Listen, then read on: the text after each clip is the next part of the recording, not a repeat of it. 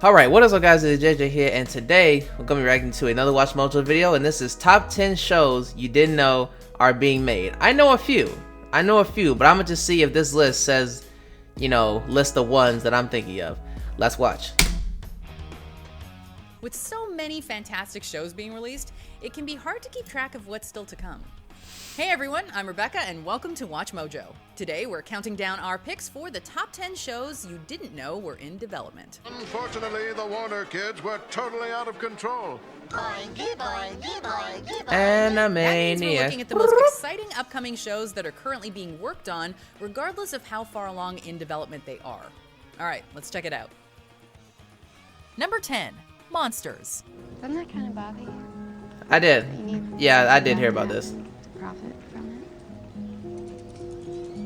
You mean like a doctor? Released in 2010, Gareth Edwards' directorial debut Monsters was a monster movie with a difference. Shot on a shoestring budget, it told the tale of two Americans trapped in Mexico as they crossed an alien-infected zone to reach the US border. It's different looking at America from the outside. And you know, just sitting right outside and looking in. Its political subtext and Lovecraftian creature design elevated it above standard alien invasion fare, although its follow-up, Monsters: Dark Continent, missed the mark with both critics and audiences. Fortunately, the franchise still has legs. In January 2018, it was announced that Vertigo Films was developing Monsters as a series for UK broadcaster Channel 4. Yep. Details are sparse, but Gunpowder's Ronan Bennett will serve as showrunner, with Daniel Fajemison Duncan and Marlon Smith on writing duties. I was like, Joel, like, what are you doing? And he's like, well, I'm working to be a meteorologist. That's the only job that I could be wrong every day and not get fired. Number 9, The Wheel of Time. Robert Jordan's epic fantasy series, completed by Brandon Sanderson, consists of 14 core books I feel like I've seen and this one book. prequel, meaning there's no shortage of material. Amazon Heck, it was and probably while Sony I are was in high school. co-producing, with Agents of S.H.I.E.L.D. writer Rafe Judkins I read the book, acting but as showrunner. I'm pretty sure I've seen that cover. An opportunity to clear the air. The attack on the UN wasn't S.H.I.E.L.D., it was Hydra. Specifically a man named Daniel Whitehall. The series follows a group of youths from the same village on an epic journey, with one among them fated to both break and save the world. The cast has already been brought together, with relative newcomer Yosha Stradovsky as the primary protagonist, and Gone Girl's Rosamund Pike as Moraine, a member of a powerful female organization of magic users. Nick loved a girl I was pretending to be. Cool girl. Men always use that, don't they? As their defining compliment. She's a cool girl. Cool girl is hot. The story sounds familiar, but the politics, set pieces, and massive character roster rival even the Lord of the Rings. Number 8, The Chronicles of Narnia. Yep.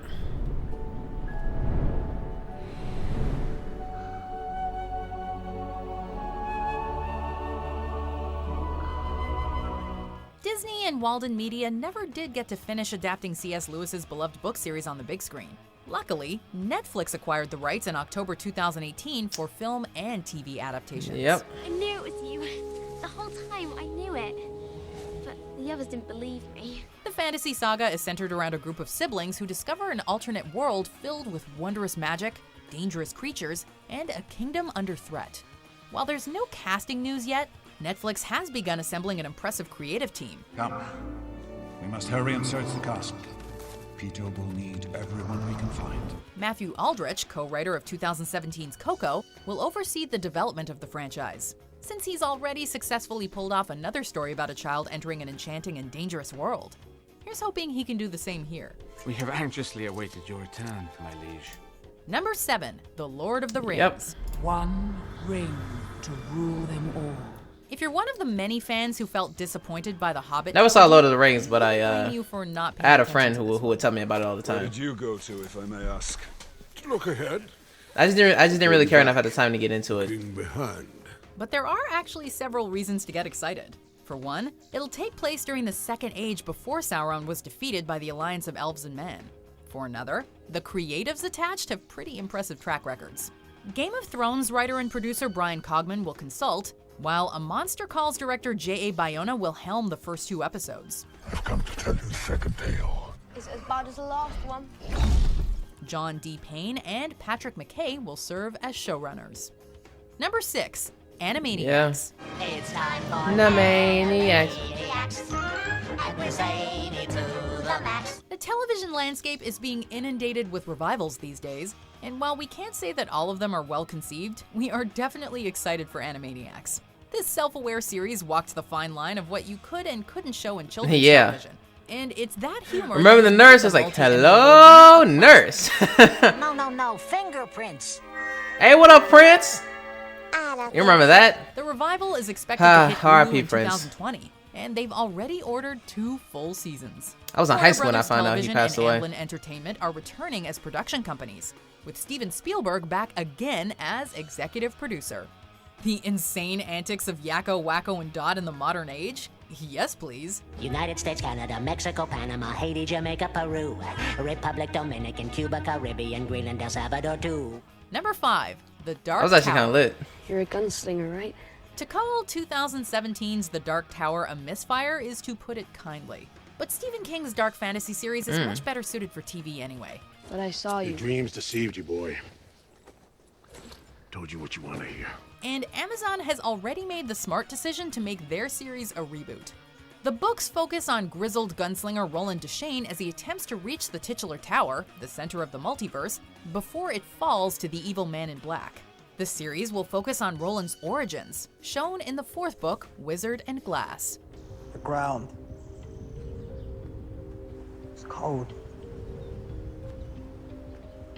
I like it. Sam Strike of Night Flyers and Jasper Pakkonen of Vikings are attached as Roland and the Men in Black, respectively. The Walking Dead executive producer Glenn Mazzara will act as showrunner. Here's hoping Amazon has better luck than Sony. One last time around the wheel, old friend. Number 4. Lock and Key. He leaves behind a complicated legacy. He was a monster.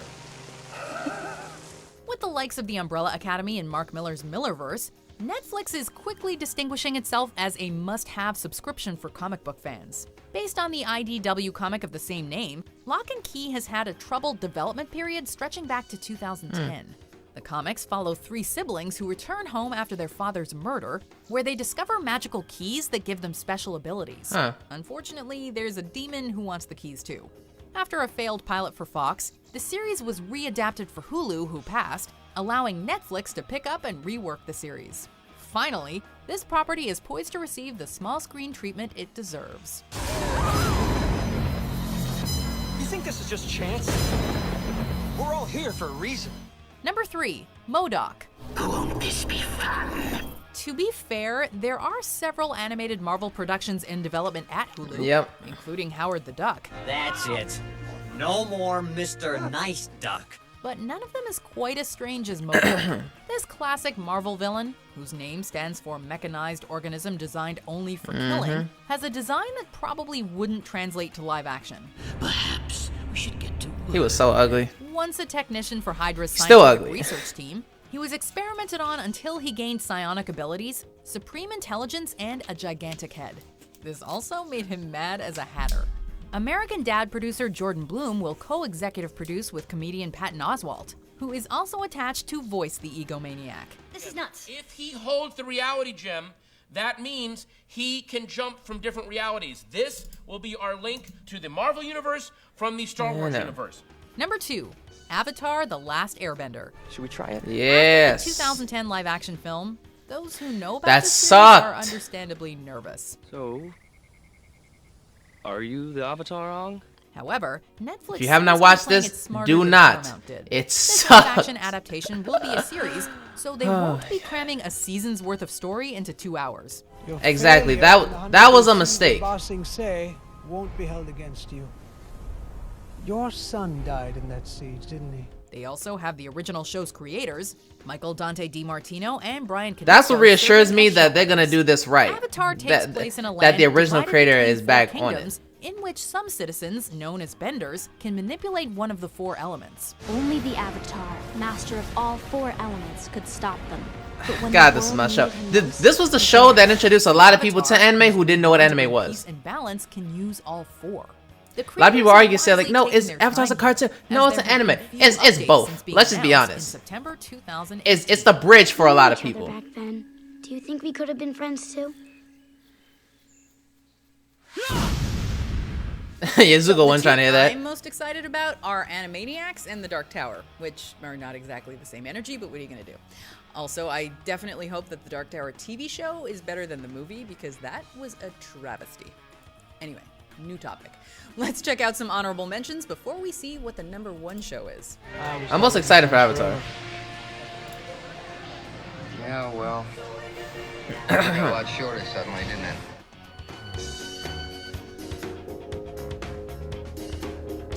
But yeah, y'all put in the comments like as far as these shows or any other shows that you know that are in development right now that you're excited for, let me know.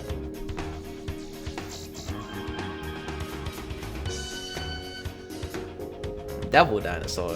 What? They just carrying her through the city. Oh yeah, I've heard about this too. Before we continue, be sure to subscribe to our channel and ring the bell to get notified about our latest videos. You have the option to be notified for occasional videos or all of them. If you're on your phone, make sure you go into your settings and switch on notifications. #1, The Sandman. I've heard about this too. Adaptations are all the rage these days. What are you so pissed off about? You just cut off your friend's head. Okay, now what, you just gonna go and get a suit made like you're the goddamn Godfather? So it was only a matter of time before one of his most beloved pieces of work was made into a TV show.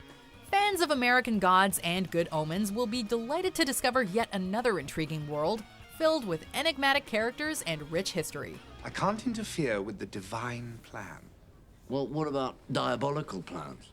You can't be certain that thwarting me isn't part of the divine plan too. The story follows Morpheus, the titular Sandman, as he tries to put his realm of dreams back together after a 75-year-long imprisonment on Earth. Gaiman himself will co-executive produce alongside Dark Knight trilogy writer David S. Goyer. He'll also co-write the first episode with Wonder Woman scribe Alan Heinberg, who serves as showrunner. Consider our hopes very high. Diana!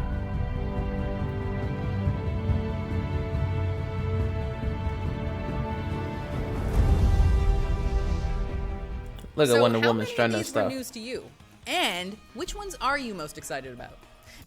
Yeah, some of these were news to me, but the one that I'm most excited for is Avatar, because, God, we all know how a lot of people were hurt for that live adaptation. I just don't understand why a lot of people think a lot of, like, anime or animated series need a live adaptation, because most of the time it just doesn't work out. And I think the one, as far as live adaptations from like animation and like animated series to live adaptations that hurt it the most was Dragon Ball. That movie sucked. Like, that movie sucked even more than the Avatar live adaptation. Y'all can argue in the comments with me about that, but I stand my ground when I say the Dragon Ball adaptation was terrible. Okay, it very much was so.